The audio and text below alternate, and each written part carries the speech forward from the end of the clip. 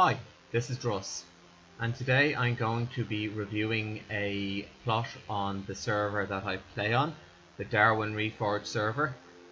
This plot is by Scout F Maximus, who is one of our mods, and this is her build Robin Hood, which can be found on the warp Robin Hood. It's based, as the name suggests, on Robin Hood's Bay, which I believe is in North Yorkshire in England. So let's dive straight in. So to begin, Scout really excels at nature, and this is very well displayed here. You can see that there's all signs of wildlife using gulls, which would propagate obviously on coastal areas. You can see the rocks and stuff, which would suggest that the tide is at low tide at the moment, and she's used red mossy sandstone, which is excellent as it gives the impression or the indication of seaweed, which is ideal again for the coastal town. And you just move slightly up as the town rises slightly uphill as you come across this wonderful little rowboat or fishing boat, I imagine, anchored into the side by the seawall here. So, first impressions, the town itself is really charming. It is very pastoral and again just really beautiful in detail. It rises, as I mentioned, on a gentle incline uphill and towards some moors where you have some Romney or caravans or a travelling fair. And the moor itself again is as you would expect a moor to be, with a certain amount of wildlife, but not too much, not too overgrown either. There are some indications of ruins where people once lived, and a really beautiful church that is obviously celebrating something, as the flowers indicate around the gate, that sort of thing. Again, some beautiful custom built trees. Again, as I said, Scout does really excel at nature itself. It appears to be a particular talent she has, and she's also very good, as I mentioned, Romney. She's also made use of some custom paintings just to increase the immersion of the plot itself.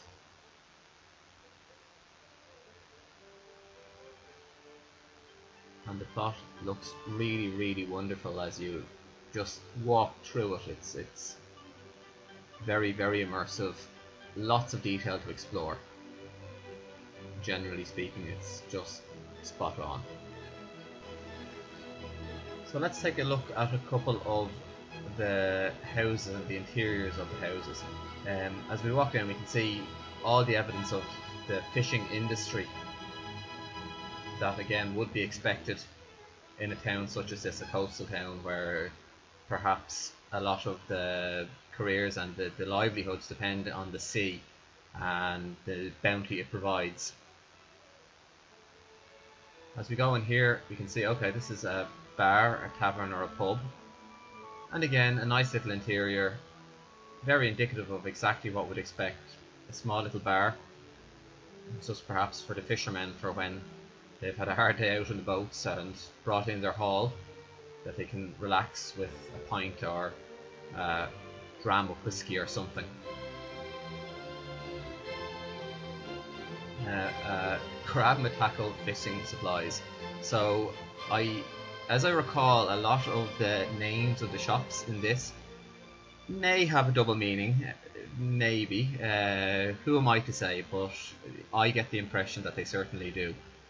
So again, fishing supply shop. So we have tackle supplies, a fishing rod there, so fishing nets and fishing boxes, that sort of thing, crab boxes, and a small little upstairs living area for the shopkeeper to live in. Again, ideal. It's what you would expect, not much more to be said.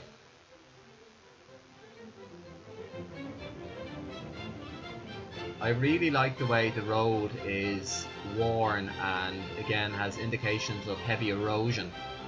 Again, very much in keeping with the plot and the plot theme itself, that it's by a coast. And we'll wander up here. Oh, a butcher's. Okay, I assume a butcher's. Do I see a shop sign outside there? Oddly enough, I don't see a shop sign there. I thought I knew this plot rather better, but it certainly appears has all the makings of a butcher's or a greengrocer's. I'm leaning more in favour of the butcher's. As you can see, all the instruments of butchery there. A pig, and yeah, I'm going to go out on a limb and say this is a butcher's.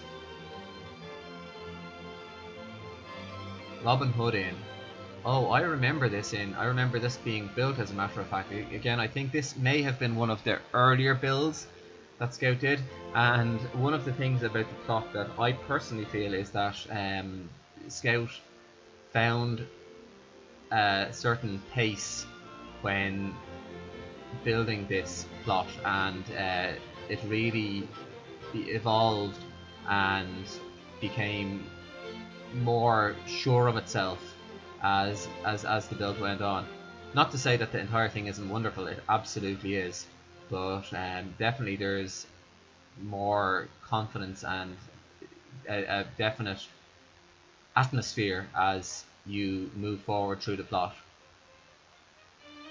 So a bit of a bigger inn than the one we were previously in.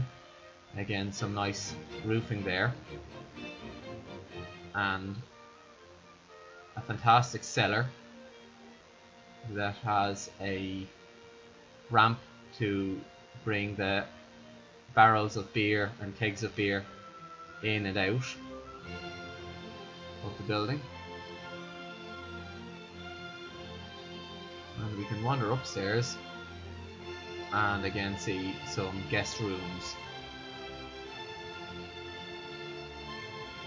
So all very, very, very nice.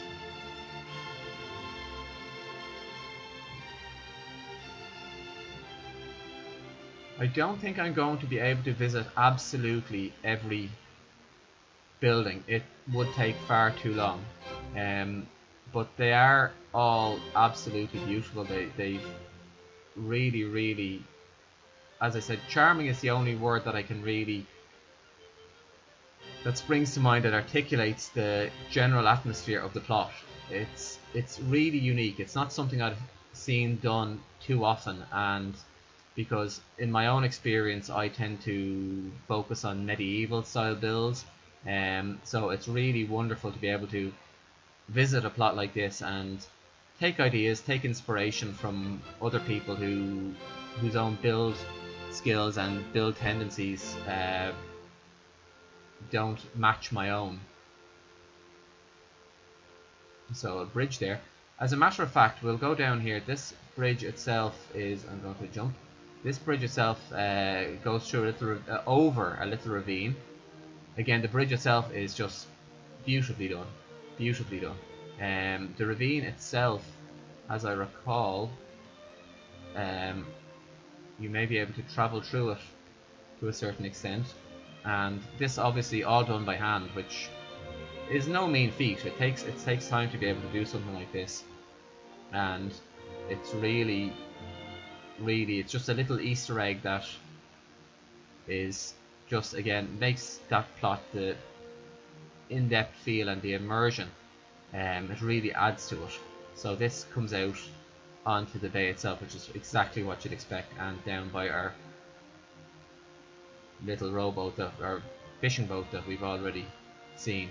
And again, just this is beautiful. Just this aspect here, it just again shows the level of skill that Scout has in creating a spot of wildness and beauty, and just shows again, as I said, Scout's own particular skill when building within the nature part of Minecraft.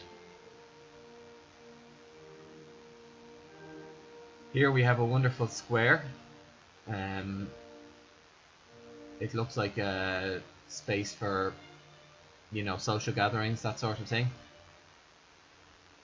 A lovely pergola, again quite verdant, and it looks like it's perhaps a pizza. It's maybe a restaurant of some nature. Again, look at that. That's just, again, beautiful little feature. Lovely little window there.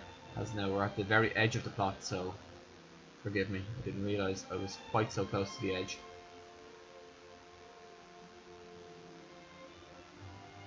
And a salesman just selling his wares on a cart. Some small seating area. So again, yeah, absolutely beautiful in every way. And just small little residences where people tend to live their lives. Again, just an almost not quite carnival atmosphere, but just really the decoration is indicative of just an area where people can meet, be merry, that sort of thing. It's just perfect.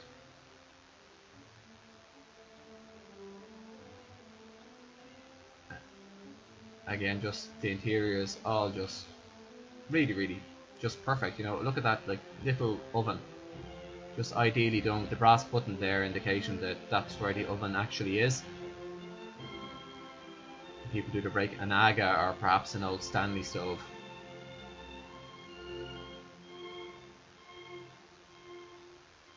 And what charms me most about walking down this plot is that I really do become immersed in the entire place. It's again, it's one of the joys of Minecraft, but of Conquest Reforged in particular, that the level of detail it allows, that you really lose yourself in a plot, and Robin Hood here is absolutely no exception.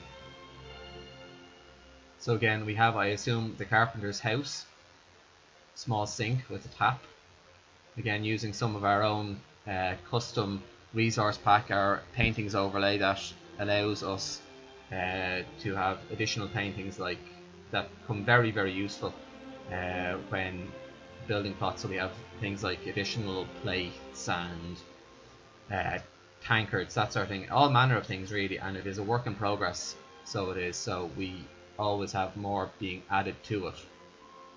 Again, as I said, this is clearly a carpenter's or a workshop of some nature,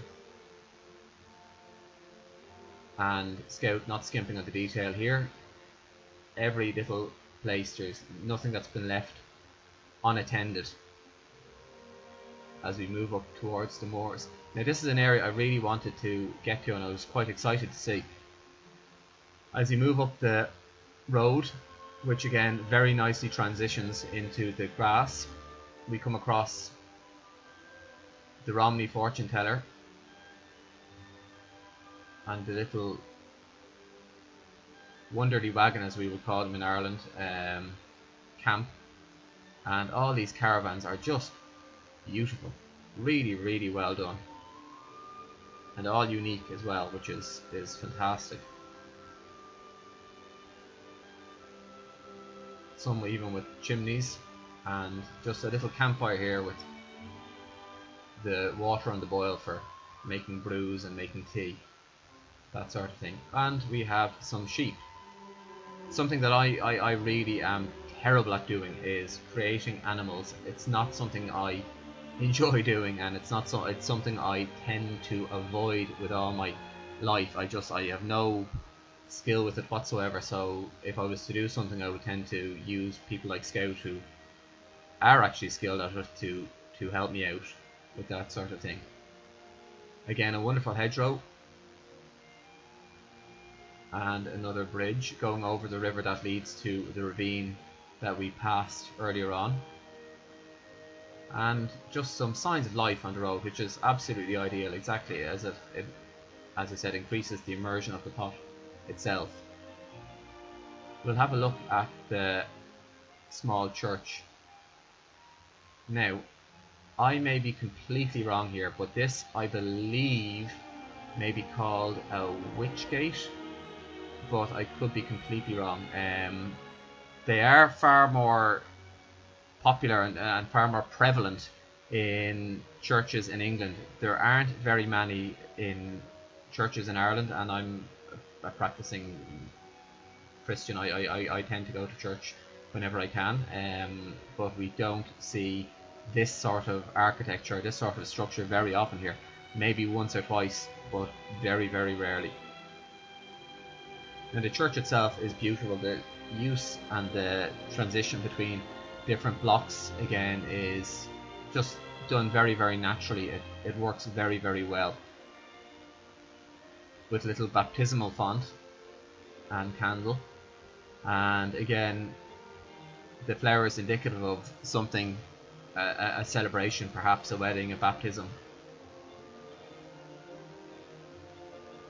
and a nice little pew for the rector or the priest to give his sermons from, which again, absolutely beautiful. Look at that roof. Like, the roof is just done wonderfully, perfectly.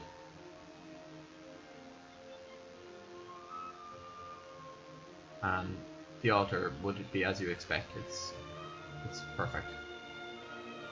And there's a small little vestry with a place for the valuables to be locked away,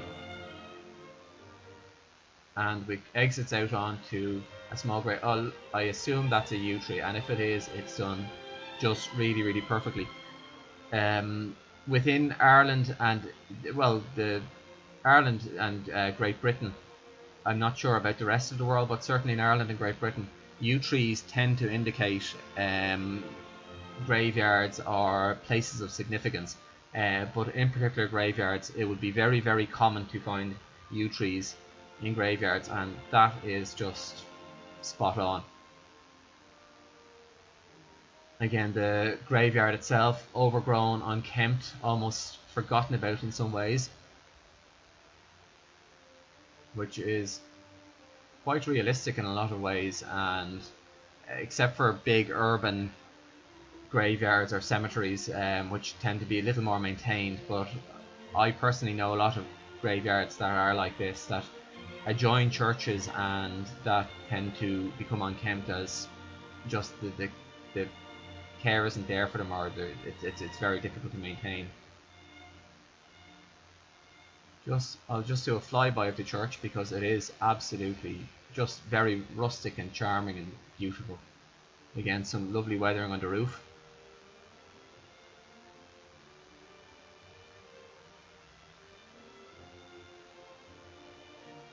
And a little outhouse just to hold wood, that sort of thing. Lovely, just absolutely wonderful.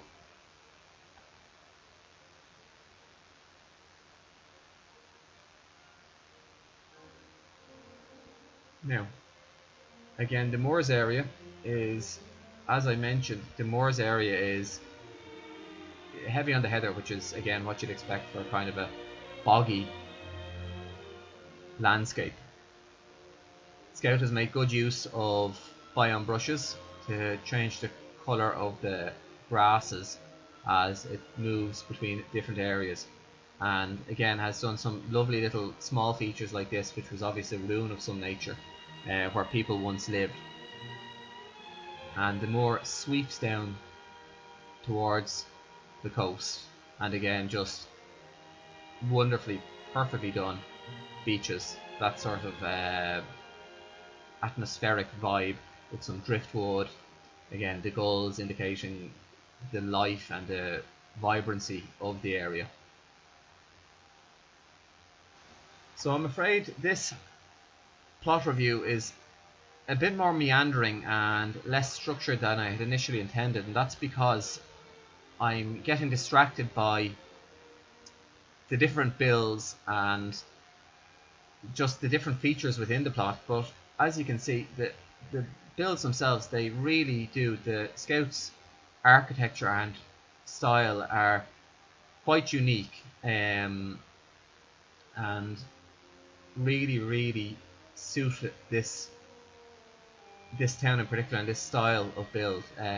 Most of the town, you can see that there's erosion on the facades of the houses and the edifices, which again is ideal. It indicates to me perhaps not the richest or the most wealthy of areas, but a town that's a working town that gets by and is more based on their community than on maintaining, a possibly false sense of wealth or false sense of how much they have. They're more intent on actually living their lives. Again, look at that little swing, beautiful details that really make a plot. Small areas for the wood supply.